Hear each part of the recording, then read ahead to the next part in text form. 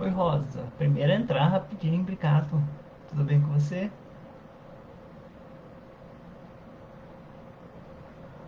Um abraço pro Nivaldo. Seu Ziro, boa tarde. Como é que vai o senhor? Tudo bem? Paz do Senhor. E Daci, boa tarde. Fabíola, boa tarde. Um abraço pro Alisson. Daci, um abraço pro Adelaide. A Rosa eu já mandei. Maria Cecília, boa tarde. A paz do Senhor esteja com você também. Graças a Deus, Rosa. De mãos dadas, obrigado, viu? Deus continue a abençoar. Abençoe a todos. Muito obrigado. Ricardo, um abraço. Jandira, um abraço para você também. Cecília, um abraço para o Ricardo e para Alice. Já mandei um abraço para Alisson, não estou lembrado, para Adelaide eu mandei. Para o Nivaldo também. Daqui a pouco nós vamos começar a conversar.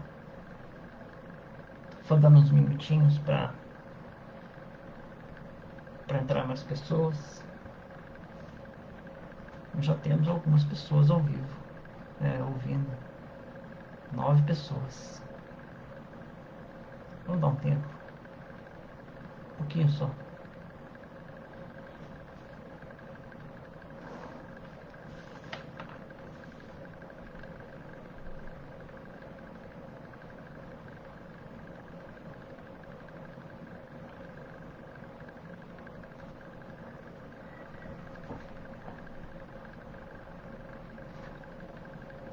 Ah, manda um abraço para o Arthur também. Obrigado. Arthur, beleza com você?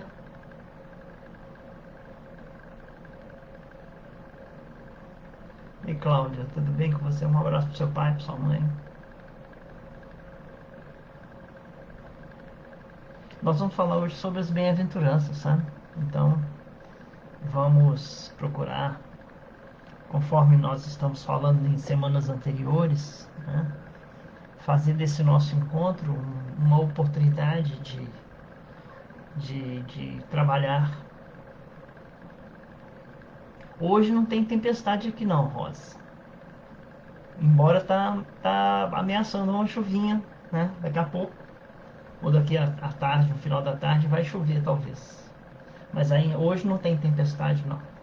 Mas ninguém garante que a luz vai continuar. Com as bênçãos de Deus, nós vamos seguir em frente sem que a luz caia. Se Deus quiser.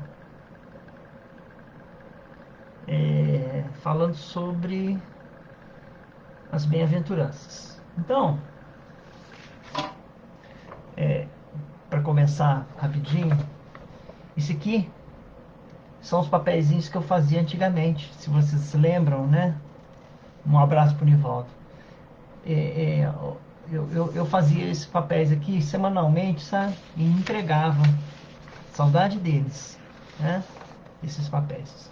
E lá em 2015 eu fiz esses papeizinhos do Sermão da Montanha, né? Então esse aqui é o começo do Sermão da Montanha. É o que nós vamos falar hoje. Só que o Sermão da Montanha ele é muito grande. Ele está dividido em vários capítulos. Então, daqui a pouco nós vamos conversar sobre isso.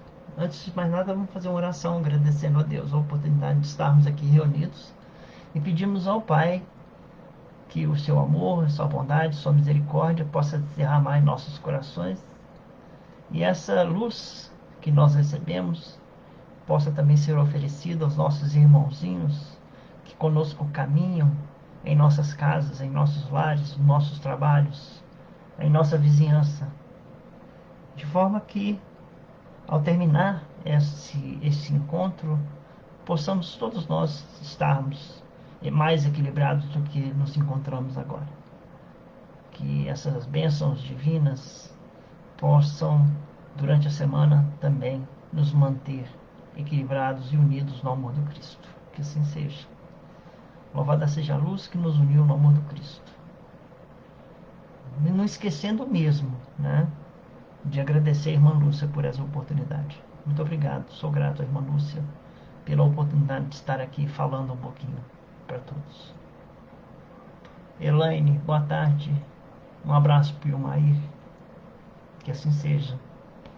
Então, eu estava falando sobre esses papéis, sabe? São 12 papéis. Aqui tem cada um texto diferente, né? Então, o Sermão da Montanha, ele vai do capítulo 5, capítulo 6, capítulo 7. Então, essa primeira folha aqui é o capítulo 5, né? Essa segunda folha aqui é um pedacinho do capítulo 5 e 3 pedacinhos do capítulo 6.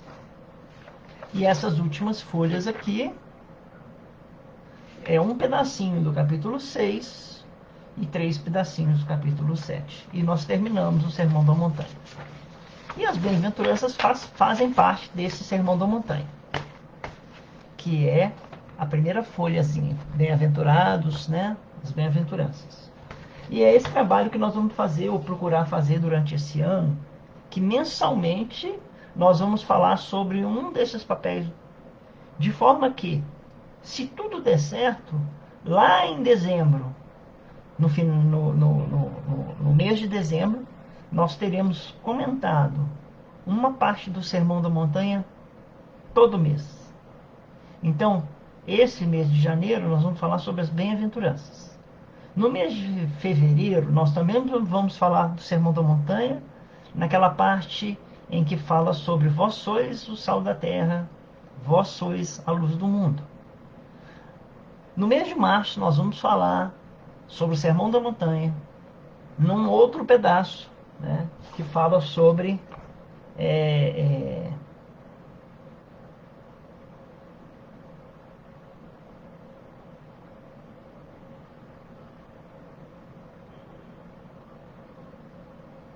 antes de fazer sua oferta ao altar, procura o teu irmão e resolve com ele os problemas. Essa é a terceira parte que nós vamos estudar lá em março. E assim, sucessivamente. E nós esperamos ter sucesso, né, e contar com a presença de vocês para fazer o estudo do Sermão da Montanha. O Sermão da Montanha que ocupa, como nós dissemos, 3 capítulos do Evangelho de Mateus, capítulos completos, 5, 6 e 7. E que, para mim, com certeza e com tranquilidade eu digo, que ele é o mais belo conjunto de ensinamentos contido em todo o Evangelho. Né? É o mais belo. Não tem beleza que supere o Sermão da Montanha.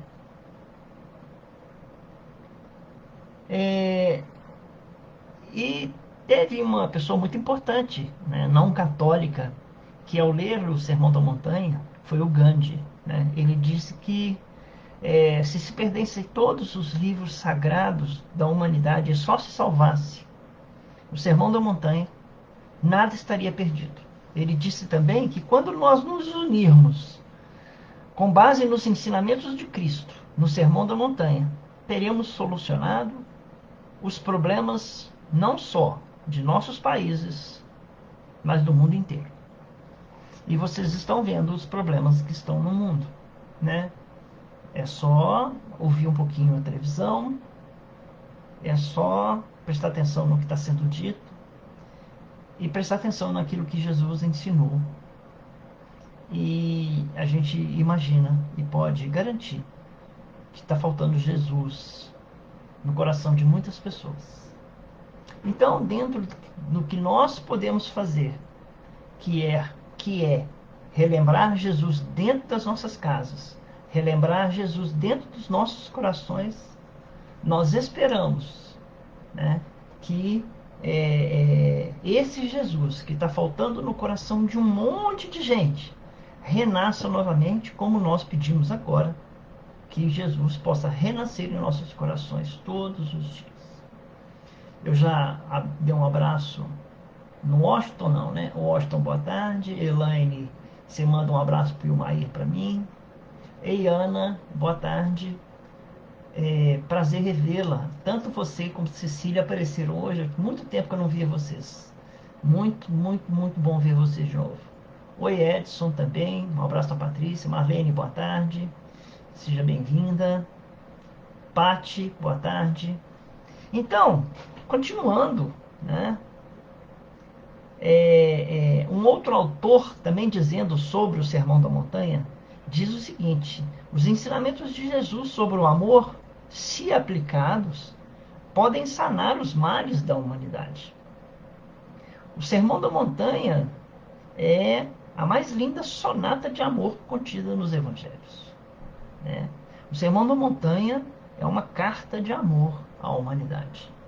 Então, o que nós podemos dizer a princípio, falando sobre todo o Sermão da Montanha, o Sermão do Monte ou o Sermão da Montanha, é que se ele tivesse sendo aplicado na humanidade, como não está sendo, nós teríamos com certeza, né, poucos problemas a resolver com fome, com saúde pública, com violência, porque estaria sendo aplicado o amor. E o amor, ele realmente limita todos esses vícios que nós estamos presenciando nesses momentos, que a humanidade passa. Então, Júnia, boa tarde. Tânia também, boa tarde. Sejam bem-vindas. Jesus, através da sua misericórdia e generosidade, deixou para nós um tesouro ainda tão pouco aproveitado e explorado pela maioria dos homens. É um discurso de amor que começa, mas porém precisamos explicar.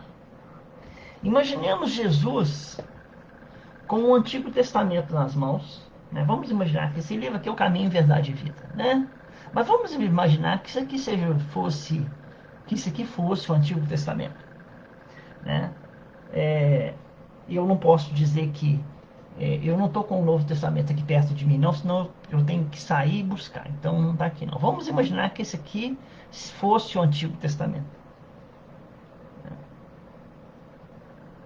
E Jesus disse assim: olha, eu não vim destruir a lei. Eu não vim destruir o que está escrito aqui. Eu vim aqui mostrar que devemos dar um novo entendimento ao Antigo Testamento. E foi isso que Jesus fez. Assim como o Espiritismo fez no capítulo 1 do Evangelho segundo o Espiritismo. Eu não vim destruir a lei. Eu só vim mudar o entendimento. Eu só vim dar novos caminhos a interpretações que foram feitas e que não estão combinando com aquilo que o nosso Pai deseja. Então eu apresento a vocês novas ideias em cima e contidas no Antigo Testamento. Assim, em alguns momentos no Sermão da Montanha, Jesus usará, e nós falaremos disso nas outras reuniões, não nessa, de artifícios de linguagem, usados na época de Jesus como: ouvistes o que foi dito, amarás teu irmão e odiarás teu inimigo. Ouvistes o que foi dito. Isso está escrito no Antigo Testamento. Aí ele usa: eu, porém, vos digo, amarás o teu irmão e amarás o teu inimigo. Então, ele dá nova interpretação às mesmas ideias. Por isso que o problema não estava no Antigo Testamento, e sim nas interpretações que foram dadas a partir dos ensinamentos contidos no Antigo Testamento. Hoje também nós temos muito e diversas igrejas cristãs, não só cristãs, diversas igrejas, tanto do lado do budismo, do islamismo e do cristianismo, que tem em mãos os mesmos livros interpretando diferente, né? Interpretamos às vezes por conveniência situações que vão nos privilegiar, né? Desprivilegiando outros irmãos. Então, o problema não estava, repetimos, no Antigo Testamento, e sim nas interpretações que nós damos àquilo que nós lemos. Isso é muito importante, que nós tenhamos ideia do que está acontecendo. Por quê? Nós lembramos, Moisés, ele foi a primeira revelação Ele trouxe os 10 mandamentos. Jesus foi a segunda revelação e o Espiritismo nos trouxe a terceira revelação, como Consolador prometido. Então, ali no tempo de Jesus, 4.000 anos haviam se passado da vinda de Moisés. E o povo precisava renovar seu entendimento. Assim como hoje, 2.000 anos se passaram da vinda de Jesus. E o Evangelho foi esquecido. E o Evangelho foi colocado de lado. E veio o Espiritismo para dar novo caminho ao Evangelho. E agora que nós estamos passando por um processo de regeneração, saindo de um mundo de provas e expiações e passando por um planeta de regeneração, mais ainda o Evangelho tem que ser trabalhado em nossos corações.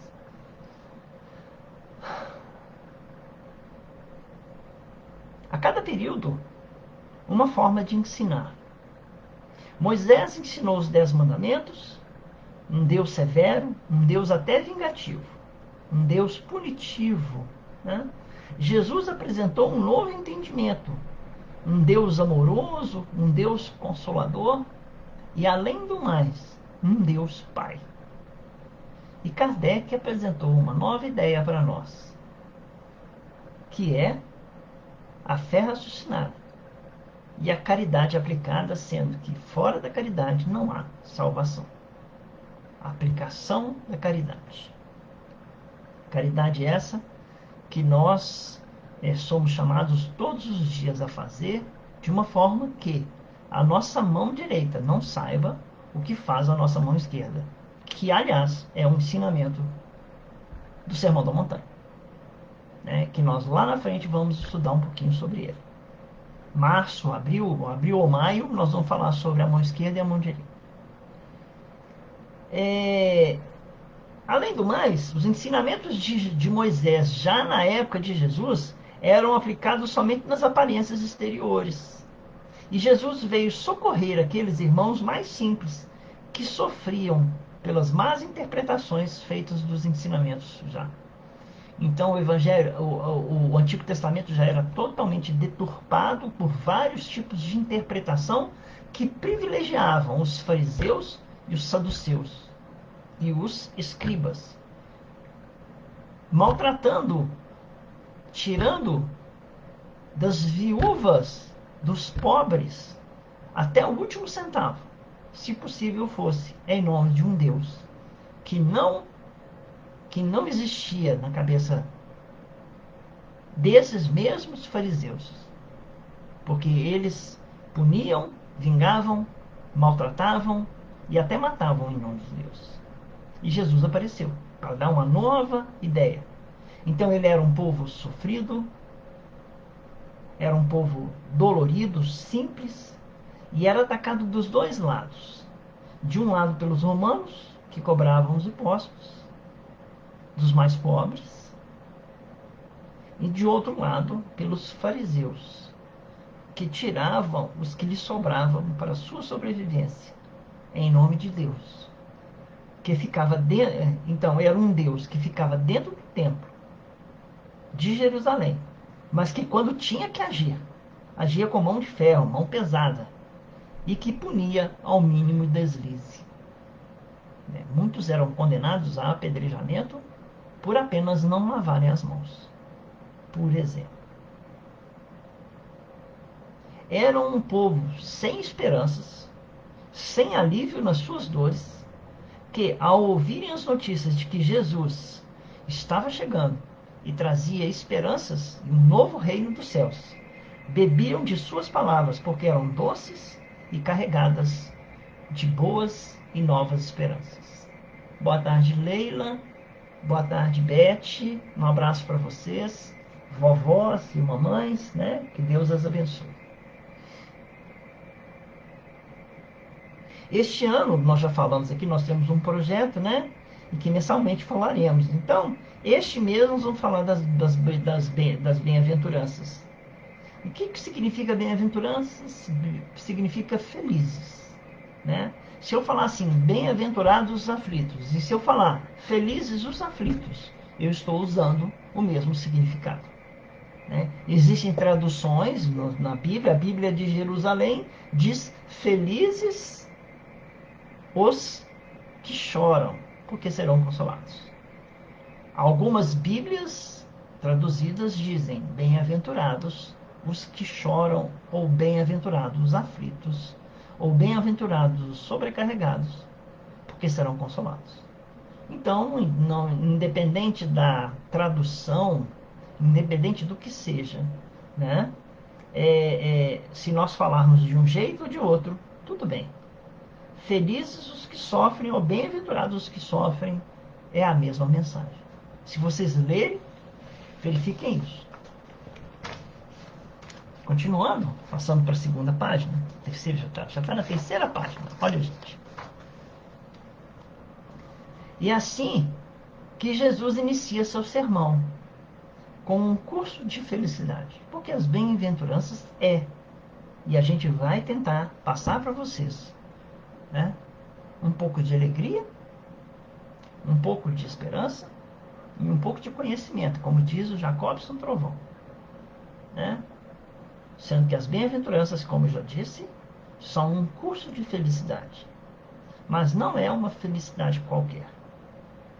Jesus precisava mudar a forma daqueles irmãos que estavam ali sofridos de enxergar a vida. E é uma forma diferente da gente enxergar a vida. Eu não via a Neide aí, não, mas é uma historinha de Jesus, né, que fala assim. Jesus estava caminhando com seus apóstolos no deserto por uma estrada. E ele deparou com um cadáver de um cachorro em adiantado estado de decomposição. Os discípulos afastaram-se devido ao mau odor que exalava do cachorro. Ao passo que o mestre, Jesus, fez o contrário. Caminhou em direção ao cachorro, abaixou-se, examinou e disse: que belos dentes ele tinha. Nós não conhecemos de onde surgiu essa história, mas nós sabemos da profunda lição de moral que ela traz, né? Sobre, como nós dissemos, mudar a forma de enxergar a vida. Ei, Rita, boa tarde. Seja bem-vinda. Mudar a forma de enxergar a vida. Essa narrativa, ela tem um objetivo: demonstrar que mesmo quando achamos que tudo é mal numa pessoa, ou que tudo está ruim, devemos sempre procurar algo de bom. Aplicando-se este ensinamento à humanidade em geral, deveremos deduzir que mesmo nos seres mais malévolos, nos quais à primeira vista parece que tudo é maldade, sempre existe um lado bom, uma qualidade nobre que deve ser enaltecida. E mesmo assim, quando não tiver, eu aprendi uma coisa. Uma pessoa má, que tem zero para te ensinar de bondade, está te ensinando o que não fazer no futuro. Mas ela está te ensinando alguma coisa. Então, todo mundo tem algo a nos ensinar. Todo mundo tem algo a nos passar. Os maus ou os bons.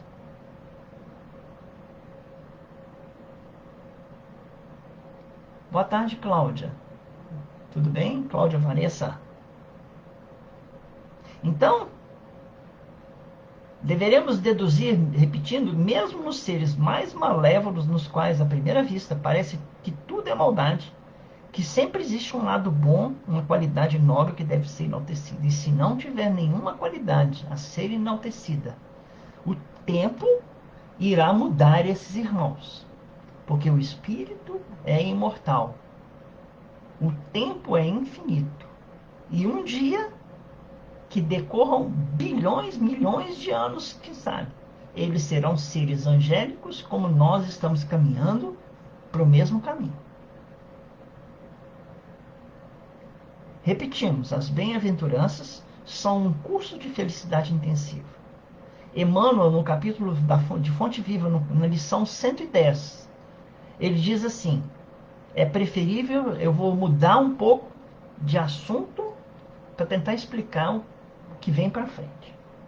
Emmanuel, no livro Fonte Viva, na lição 110, diz assim: é preferível chorar sobre os grilhões da resistência do que sorrir sobre os narcóticos da queda. E nós precisamos entender esse ensinamento para entender a quem Jesus falava, com quem Jesus conversava naquele momento. É preferível chorar sobre os grilhões da resistência do que sorrir sobre os narcóticos da queda. E eu tive que escrever, e eu vou precisar ler, para que nós possamos entender em conjunto o que significa isso. Alguém está no alto de um precipício e pula.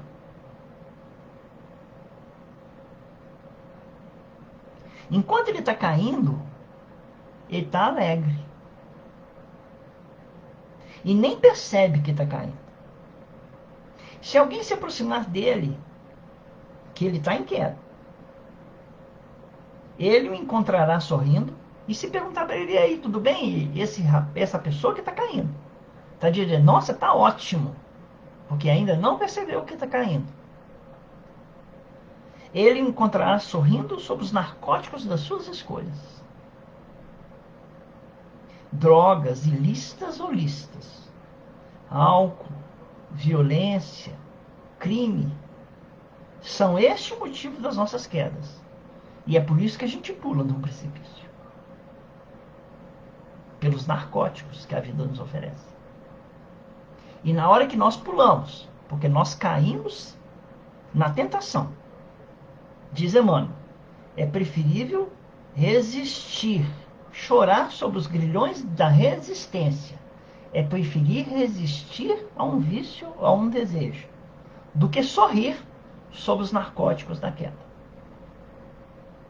Drogas, então eu escrevi repetindo aqui, lícitas ou ilícitas, álcool, violência, crimes, são este o motivo das nossas quedas. E enquanto caímos, nós não percebemos os perigos e até sorrimos. E os sofrimentos que estarão lá na frente.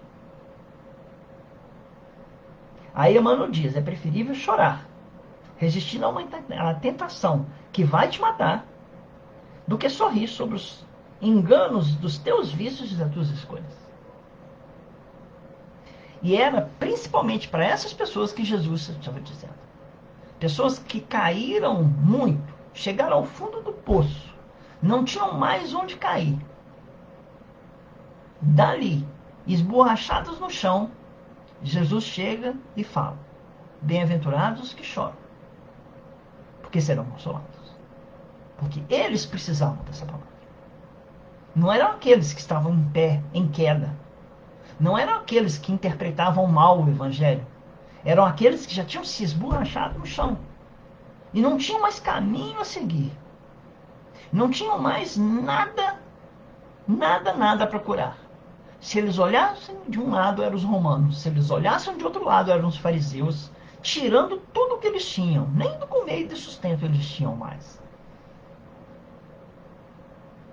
Pessoas abandonadas pelas suas próprias famílias. Pessoas abandonadas por todos. Mas que tinha Jesus ali chegando naquela hora. E é principalmente para essas pessoas que Jesus falava. Eles já estavam no fundo do poço, eles já haviam se esborrachado no chão. Eles já haviam experimentado os narcóticos da queda. E então Jesus disse: bem-aventurados os pobres de espírito. Os pobres em espírito, porque deles é o reino dos céus. Essa é a primeira bem-aventurança. Ela está no capítulo 5, no versículo 3. E ela fala sobre a humildade. E eu vou dizer aqui, inicialmente, É impossível nós sermos felizes se não formos humildes. Humildade que se origina da palavra humus. Quem conhece a palavra humus aí? Quando você vai numa loja de plantas e compra um saco de humus, você está comprando o quê? Uma terra, né? Pronta para receber a semente. Uma terra boa para receber a semente. Humildade vem de humus, né? Humildade que tem como antônimo as palavras orgulho e arrogância. Humildade que é diferente de pobreza. Existem muitos pobres orgulhosos e muitos ricos humildes. Humildade que é diferente de ter poucos recursos materiais. E humildade que é diferente de carente. Existem muitos carentes, existem pessoas que têm pouquíssimos recursos materiais e não são humildes. A verdadeira humildade não é vista com os olhos materiais. Eu poderia chegar para vocês aqui e dizer, vou me apresentar agora. Meu nome é Renato, sou humilde. E só de eu falar isso, já demonstraria que essa é a, a virtude que eu não tenho. Porque o humilde não se apresenta aos olhos materiais. Não. Um exemplo de humildade. O Mar da Galileia, que na verdade é um lago, ele recebe suas águas do Monte Hermon. O Monte Hermon, se vocês forem na internet verificar, ele é lindo. E ele é altíssimo e ele fica cheio de gelo. E na época do degelo, ele joga todas as águas dele no Mar da Galileia. Então, o Mar da Galileia, que na verdade é um lago, recebe suas águas do Monte Hermon através do degelo, né, da neve. E cede as suas águas ao Rio Jordão. Certo? Esse é um exemplo de humildade. Ele faz isso todos os anos. Não avisa ninguém. E um exemplo de egoísmo, o Mar Morto, que é um lago também, recebe as suas águas do Jordão e não dá para ninguém. Por isso que ele é morto. Egoísmo. Diferente de humildade. Humildade seria então o equilíbrio entre dar e receber. A mesma forma, como o Mar da Galileia recebe, ele passa as águas que ele recebe para o Rio Jordão. Humildade seria então o equilíbrio entre dar e receber. Reconhecer que precisa receber. Reconhecer que todas as pessoas do mundo têm algo a te oferecer. E saber receber, com gratidão e alegria por receber. Nós precisamos tentar, né? Ei, Neidezinha, boa tarde para você. Nós precisamos entender o que seja equilíbrio entre dar e receber. O orgulho é cheio de armadilhas. De repente nós passamos a vida toda fazendo caridade, mas não sabemos receber. Por exemplo, uma imensa quantidade de estudos, de conhecimento que nós temos à nossa disposição e ignoramos o que fazemos parte de um imenso grupo de necessitados. O orgulho faz com que a gente não enxergue isso.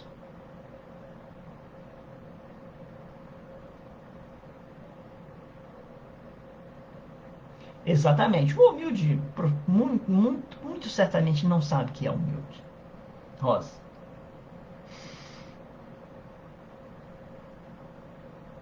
Então nós temos que ter, em quarto lugar, além de reconhecer que precisamos receber, reconhecer que todas as pessoas têm algo a te oferecer, saber receber, nós precisamos ter consciência de que precisamos sempre e somos eternos necessitados. Eu sou humilde quando reconheço que tenho ainda muito a aprender. Quando reconheço que não sou sábio, que não detenho a verdade e tenho muito a crescer. eu me disponho a buscar o meu progresso espiritual. Então, bem-aventurados os humildes, porque deles é o reino dos céus. Porque essas pessoas estão verdadeiramente dispostas a buscar a sua elevação espiritual. Somente quando eu reconheço a minha fragilidade intelectual e espiritual é que eu me disponho a buscar o meu crescimento. Quando eu me conscientizo de que nada tenho, aliás, de que ainda tenho muito a aprender, eu procuro me empenhar em caminhar na busca do meu conhecimento, do aprendizado, da minha elevação. E a partir desse momento eu começo a me elevar espiritualmente com Cristo nos seus ensinamentos. Muitos de nós nos recusamos. Muitas vezes nós fazemos, e eu ouvi isso, eu não sei se eu vou saber retratar com a mesma ideia e capricho que o Haroldo disse, é tipo assim, a gente só vai saber se está sendo realmente humilde no dia que a gente deixar de dar uma cesta de alimentação. E estava precisando de uma cesta de alimentação porque perdemos tudo. Nós teríamos condição de chegar e falar, por favor, eu preciso de uma cesta de alimentação, de uma cesta básica. É quando nós precisamos, por favor, eu preciso de ajuda. Eu estou com fome. Você poderia me dar um prato de comida? Você poderia me dar um copo de água? Eu não tenho mais onde buscar, eu só tenho você para me dar. É aí, quando nós estamos no fundo do poço, é que nós começamos a compreender o que seja a humildade. Então, para sermos realmente felizes, nós precisamos aprender a receber, de qualquer forma.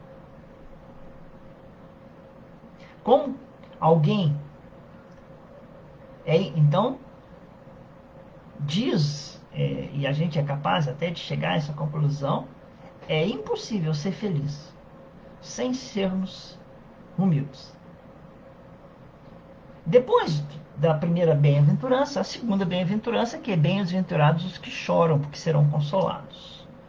Essa é a segunda bem-aventurança, os aflitos, os sobrecarregados. Aqueles que chegaram ao fundo do poço, citado anteriormente através de Emmanuel. Podemos dizer que há muitos modos de chorar. Há os que choram com um sentimento verdadeiro, claro. Há os que choram por orgulho e até revolta. Há os que choram por vícios. Poderíamos dizer que o consolo será dado a todos, claro. Porém, somente aos humildes. Eles recebem essa consolação sem que lhes possa atingir o seu orgulho. Como alguém que está aflito, sobrecarregado, que perdeu algo e que talvez tenha chegado ao fundo do poço, poderá receber consolação completa se ele não sabe receber. Nós precisamos aprender a receber. Boa tarde, Glaucia. Boa tarde, Juliana. Tudo bem com vocês? Como? Alguém já recebeu alguém no centro espírita e esse alguém, se você quer um copo d'água? Não quero não. Quero não. Não preciso de água não. Ah, você quer um prato de comida? Não quero não. Quero não. Você vê a necessidade dele, você vê que ele está no fundo do poço, mas ele não quer receber. Às vezes fica até difícil socorrer um irmão desse. Aquele que se recusa a receber, mesmo estando no fundo do poço. Então ele é aquele que ainda não aprendeu a receber. E nós precisamos aprender. Há um equilíbrio entre dar. Posso dar, mas com receber. Preciso aprender. Não saber receber consolação é orgulho. Sim, falta humildade. Até não saber receber aplauso é orgulho. Não saber receber elogio é orgulho. Não saber receber uma crítica é orgulho. Nós temos que aprender a receber tudo. Não é só comida, água, prato, não. É crítica, conselho, porque tem muitos de nós que não sabem receber ainda. Ainda precisamos trabalhar várias partes. Nós podemos até fazer um exercício aqui entre nós. O que eu não sei receber? Porque se você descobriu que você não sabe receber, você sabe aprender, ou pode aprender, o que você é orgulhoso. Se você não sabe receber um elogio, você é orgulhoso na sua vaidade. Ela está distorcida. Não é só vaidade de querer se expor. Porque temos no Sermão do Monte, assim, você não pode colocar a luz sobre o alqueire, coloque o sal acima para que ela seja vista por todos. Mas você não quer que sua luz seja vista por todos. Que orgulho é esse? Né? Você não quer receber a luz do nosso Pai Celestial? Isso é para ser trabalhado, meditado. Né? O que nós não sabemos receber? Porque o que nós não sabemos dar é outra história. É diferente. Tem dois pesos aí completamente diferentes.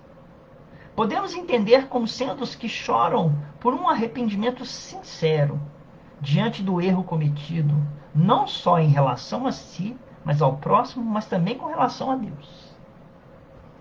Eles reconhecem o seu erro, têm o coração sofrido, choram por terem errado, mas não se mantêm na dor do erro e do arrependimento.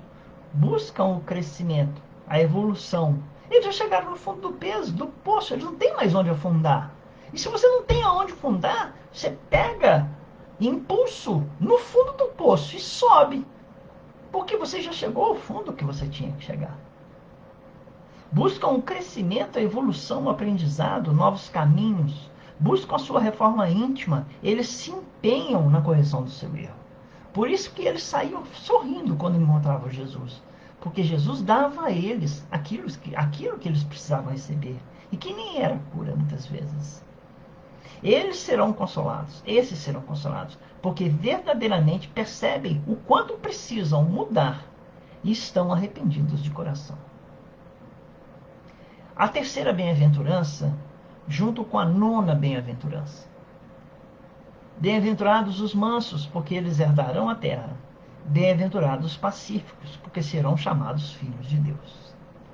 Aqui a terceira e a sétima, bem-aventuranças, que eu juntei conforme o Evangelho segundo o Espiritismo. O Evangelho segundo o Espiritismo junta essas duas bem-aventuranças. Lembramos aqui de uma passagem do Evangelho que diz assim: aprendei de mim que sou manso e humilde de coração. Jesus falando. E há outro, né, que Jesus fala: deixo-vos a paz. A minha paz vos dou. Uma da mansidão, Jesus falando, sou manso e humilde. E a outra dizendo sobre bem-aventurados os pacíficos, eu deixo-vos a paz, a minha paz vos dou.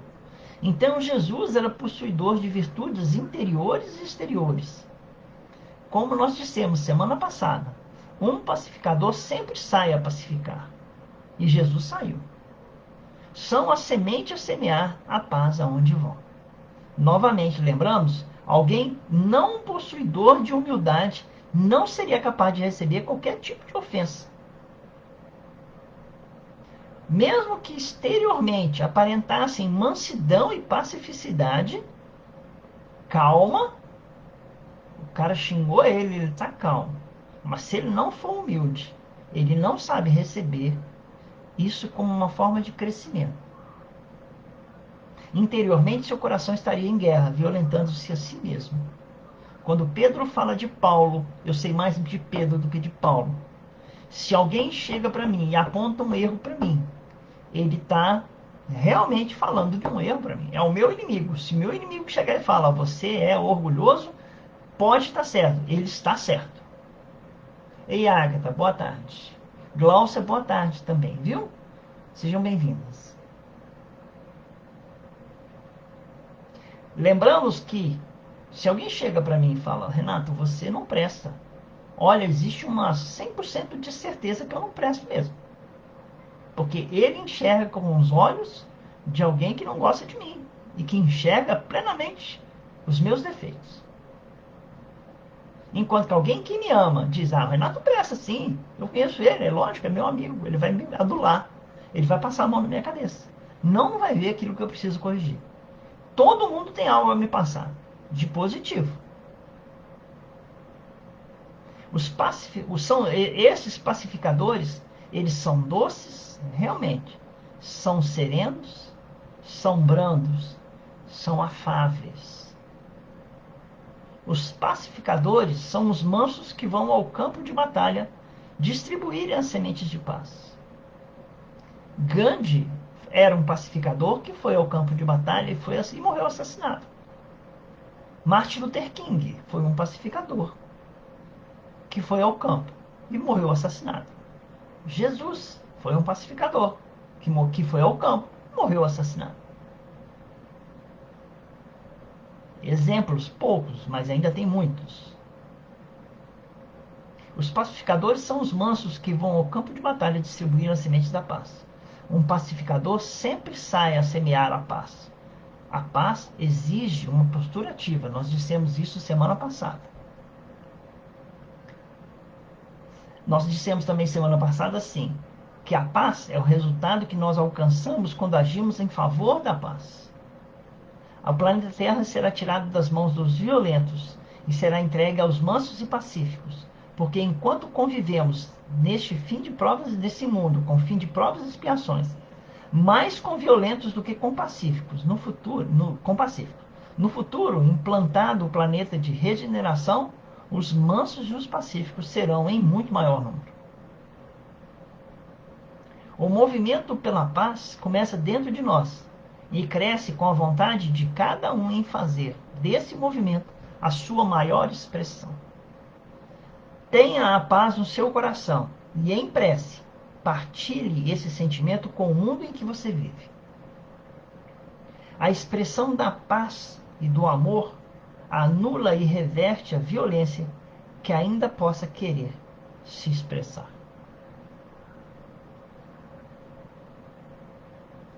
Depois dessas duas bem-aventuranças, a da mansidão e da paz, vem a outra mansidão, vem a outra bem-aventurança, que é: bem-aventurados que têm fome e sede de justiça, porque serão saciados. Aqui nós temos a quarta bem-aventurança. Não vai demorar muito mais não, tá, gente? Só 12 páginas. Tô brincando. Lembramos o ensinamento de Jesus que diz assim: buscai primeiro o reino de Deus e sua justiça, e todas as outras coisas vos serão acrescentadas. Não há paz onde haja injustiça. A terra será um mundo absolutamente justo um dia. Ainda não é. Se nós queremos um mundo mais justo que o mundo, se nós queremos que o mundo fosse mais justo, devemos continuar querendo, lutando e fazendo a nossa parte. Com certeza. A expressão sede de justiça. Então diz assim: bem-aventurados que têm fome e sede de justiça, porque serão saciados. A expressão, então, sede de justiça, remete-nos ao sentimento de o quanto queremos que as coisas sejam corretas. O quanto gostaríamos que o mundo funcionasse melhor. O quanto gostaríamos que existisse mais paz no mundo. Que a humanidade fosse mais consoladora. Que os políticos fossem mais amorosos. Que eles fossem mais benevolentes. Que eles fossem mais caridosos. Isso sim. Que a humanidade fosse mais consoladora e compassiva. Isto é uma forma de sede de justiça. Se nós temos sede de justiça nesse sentido, vamos tentar ser pessoas que levam essa mensagem. Porque se nós queremos isso, nós precisamos fazer isso. Senão nós estamos exigindo dos outros aquilo que nós gostaríamos e precisaríamos que nós fôssemos. Então, precisamos ser pessoas que levam essa mensagem, que buscam transmitir isso às outras pessoas. Agindo assim, seremos saciados. Saciados porque vamos exercitar o bem e estaremos tentando fazer com que o bem ocorra à nossa volta. Mas é importante que esse processo seja de forma mansa, sem imposições e nem agressividade. buscando a condição de humildade em espírito, reconhecendo que somos imperfeitos, frágeis. Não podemos nos permitir permanecer nesse estágio. Devemos buscar a nossa mudança de comportamento e ajudar na mudança da sociedade em que vivemos. Ajudar na mudança de comportamento. Buscar a justiça de que estamos sequiosos e famintos, para então sentirmos-nos saciados por termos conseguido alcançar nossos objetivos. Eu, pelo menos, fiz a minha parte, diremos um dia. Não estou dizendo agora que eu fiz, não, porque eu nem fiz a minha parte, certamente. Mas que nós estamos tentando, com paz da consciência, dizer lá no futuro, eu fiz a minha parte.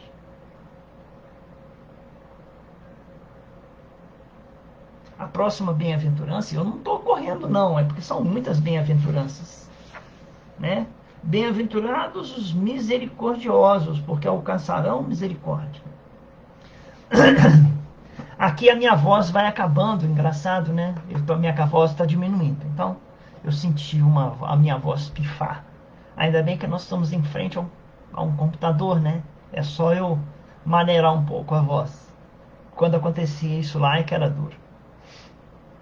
Bem-aventurados os misericordiosos, porque alcançarão misericórdia. Quinta bem-aventurança: perdoar é necessário. Precisamos desenvolver misericórdia. Misericórdia é compaixão. Precisamos aprender a receber e dar misericórdia. Envolve entender, envolve compreender, envolve perdoar e envolve seguir adiante. Entender, compreender, perdoar e seguir adiante. A vida continua. Muitas vezes entendemos.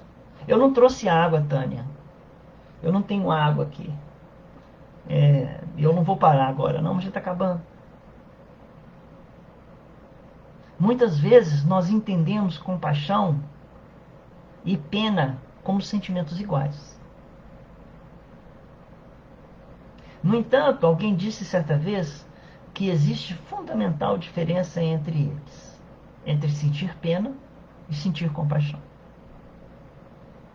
Isto porque quando sentimos pena de alguém, nós nos colocamos em condição superior, como se nos encontrássemos em situação ou melhor, por não estarmos passando pelo mesmo sofrimento. Aí eu sinto pena. E é não reconhecê-lo como alguém que pode encontrar um novo caminho e melhorar sua condição. Todos nós somos espíritos que, se já não estamos, estivemos um dia no fundo do poço. Nós não devemos ter pena de ninguém. Compaixão, sim.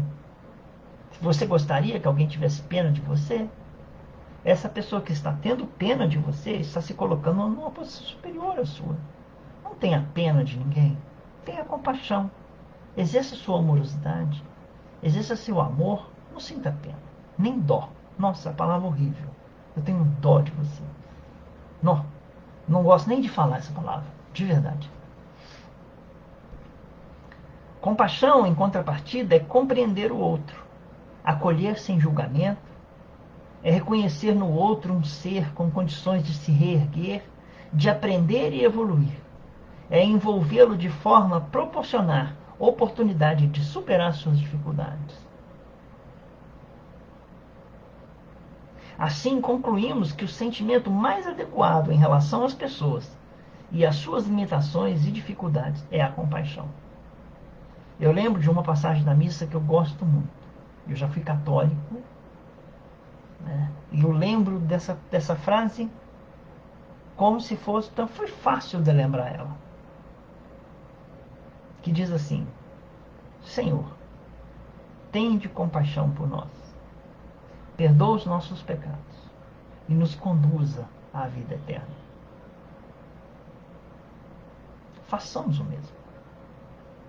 Exerçamos a compaixão por nós e pelos outros. Perdoa perdoemos os nossos pecados, os dos outros, que nós seremos conduzidos à vida eterna. Devemos fazer isso mesmo. Foi o que Jesus disse ao fariseu após a parábola do bom samaritano, né? Se vocês verificarem a parábola do bom samaritano, está lá no Evangelho segundo o Espiritismo, no amar o próximo como a si mesmo. No capítulo Amar o próximo como a si mesmo. Que ele diz assim: quem foi o próximo daquele que estava caído? E o fariseu responde: aquele que exerceu misericórdia para com ele. Aí Jesus diz: respondeste muito bem, vá e faça o mesmo. Então, se nós achamos que as outras pessoas deveriam exercer misericórdia, nós devemos fazer o mesmo, né? Perdoemos para que Deus nos perdoe. Parte do Evangelho segundo o Espiritismo, o título do capítulo: bem-aventurados os que são misericordiosos, porque alcançarão misericórdia. Perdoemos para que Deus nos perdoe. A próxima bem-aventurança: bem-aventurados os puros de coração, porque verão a Deus. Já está acabando, viu, gente? E hoje vai passar de 1 hora, infelizmente, vocês vão ter que me aturar um pouco mais. Essa é a sexta bem-aventurança. Só se vê a Deus quem tem um coração puro. Não se vê com os olhos do corpo, se vê com os olhos do coração. Igualmente, o reino de Deus não é feito de atitudes exteriores. Ao contrário, aliás. O que conta são as intenções. Poderíamos aprender a amansar nossos corações, mudar a forma de julgar, pensar. Ele fez mudar a forma de enxergar. Ele fez o melhor que podia, né? Ele fez o melhor que podia.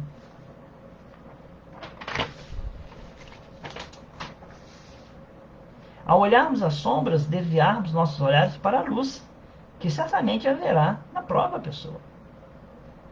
Um professor se aproxima de um quadro completamente branco, que tem um pontinho, um único pontinho em vermelho ali escrito. E ele pergunta aos alunos: o que vocês veem? Ah, com certeza os alunos vão dizer um pontinho vermelho, mas não veem o quadro em branco. Nós só somos capazes de ver o pontinho que está no quadro, mas não somos capazes de ver um quadro totalmente branco, com um pontinho vermelho. Eu vou perguntar uma coisa para vocês. Como que nós vemos? Qual é a forma de nós enxergarmos? Como que você que está me assistindo agora enxerga? O copo está meio cheio ou o copo está meio vazio? É uma forma da gente enxergar a vida. Quanto mais puro o coração, mais luz se faz presente. Os olhos são a janela da alma, está escrito. Os olhos são a janela do corpo, mas o corpo é a moradia da alma encarnada. Se meus olhos forem luz, toda a minha alma será luz. Dessa forma, nossa forma de ver demonstra se estamos ou não no caminho certo. E nós estamos agora entrando nas últimas bem-aventuranças. Ainda faltam algumas coisas para a gente falar. Mas essas bem-aventuranças, eu queria fazer com vocês um trabalho de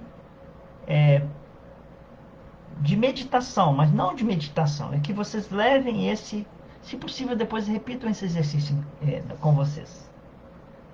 Bem-aventurados os perseguidos por causa da justiça, porque deles é o reino dos céus. Bem-aventurados sois quando por minha causa vos injuriarem e vos perseguirem, e mentindo disserem todo mal contra vós. A 8ª e a 9ª bem-aventuranças. E eu não vou explicar essa bem-aventurança, eu vou falar um texto que eu preenchi, né? Fui fazendo nas minhas ideias, dizendo assim: o caminho é solitário, mas vale a pena segui-lo. Fazemos nossas escolhas e a cada escolha uma consequência. Somos rodeados de pessoas, todos ao mesmo tempo, fazendo suas escolhas, gerando suas consequências. Eu, minha família, meus vizinhos, meu bairro, nossa cidade, nosso país, nossa humanidade. 7,8 bilhões de indivíduos, mais 20 e tantos bilhões de indivíduos desencarnados. Cada um, a todo instante, fazendo suas escolhas, e recebendo as consequências de suas escolhas, do passado e do presente. E por que então o caminho é tão solitário? Imaginemos uma montanha muito alta. Estamos no sopé da montanha, uma multidão. De repente, uma vontade de subir essa montanha. Você decide, eu vou subir. Essa montanha eu quero subir.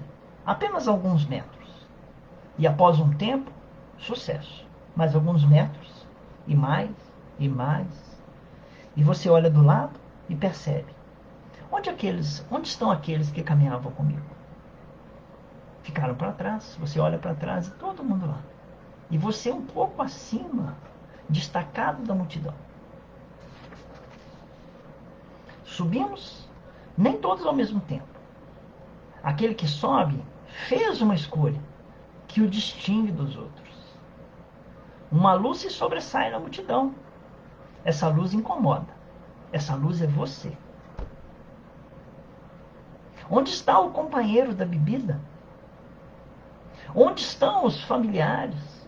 Por certo, do nosso lado, porém se perguntando, o que aconteceu com ele?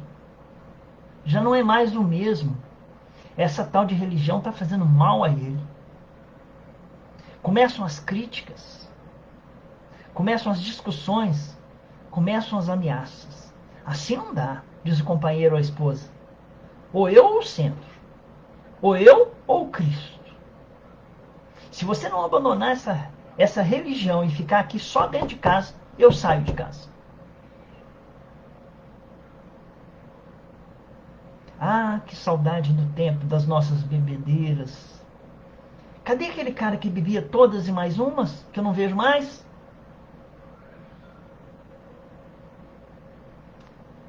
Isso que está escrito acima é só uma pequena demonstração do que acontecerá se escolhermos subir a montanha. Nos momentos mais difíceis, em que vemos nossas pegadas na areia, o Cristo diz, não é você caminhando sozinho, sou eu te carregando. Nos momentos em que você mais precisava. E eu deixo uma frase que vocês respondam para vocês mesmos. Vale a pena?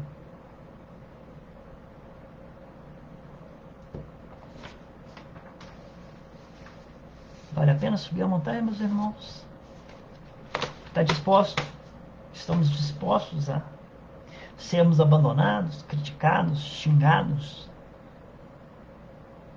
É esse o caminho que nós vamos seguir. Se nós resolvermos nos renovar. Eu trouxe um texto para vocês. Tem 1h03, esse texto é pequenininho. Eu não vou comentar não, mas é a vinda do reino. O reino de Deus não vem com aparência exterior. Os agrupamentos religiosos no mundo permanecem quase sempre preocupados nas conversões alheias. Nossa, eu estou doido pro Renato lá no Centro Espírita para ele mudar a vida dele. Nossa, ele bebe muito, ele faz muitas coisas. Se eu conseguisse levar o Renato lá, ele mudava. Eu tenho certeza que ele mudava. Conversão alheia. Os crentes mais entusiastas anseiam por transformar as concepções dos amigos. Se meu amigo fosse lá, eu tenho certeza que ele ia mudar de vida. Em vista disso, em toda parte somos defrontados por irmãos aflitos pela dilapação do proselitismo em seus círculos de estudo. Semelhante atividade nem sempre é útil, porquanto, em muitas ocasiões, pode perturbar elevados projetos de realização. Você está pensando em transformar os outros, mas você está se prejudicando no seu projeto. Eleve-se e permita que aquele que queira vir, venha, mas que ele escolha. Afirma Jesus que o reino de Deus não vem com aparência exterior. É sempre ruinosa a preocupação por demonstrar pompas e números vaidosamente nos grupos de fé. Expressões transitórias de poder humano não atestam o reino de Deus. A realização divina começará no íntimo das criaturas, constituindo gloriosa luz no templo interno. Não surge à comum apreciação, porque a maioria dos homens transitam semi-cegos, através do túnel da carne, sepultando os erros do passado culposo. A carne é digna e venerável, pois é vaso de purificação, recebendo-nos para o resgate preciso. Entretanto, para os espíritos redimidos, significa morte ou transformação permanente. O homem carnal, em vista das circunstâncias que lhe governam, o esforço, pode ver somente o que está morto ou aquilo que vai morrer.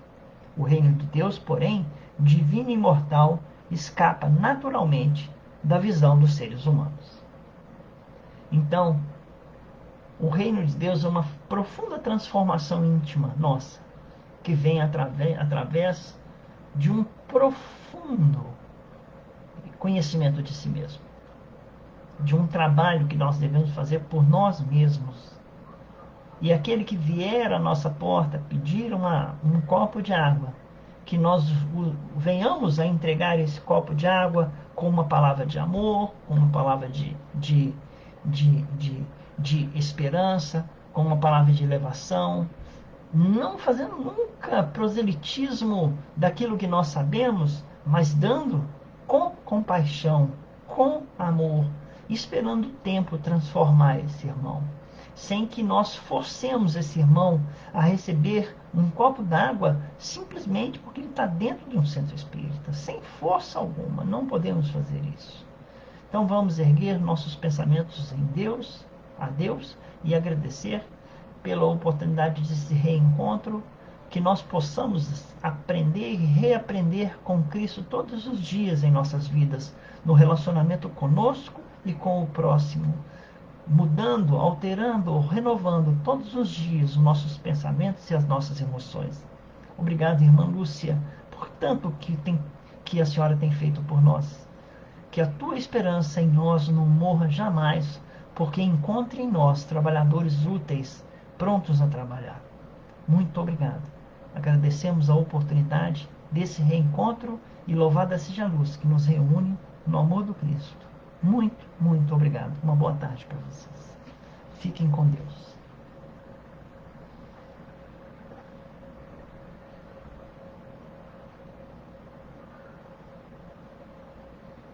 Muito obrigado. Fiquem com Deus. Vale a pena?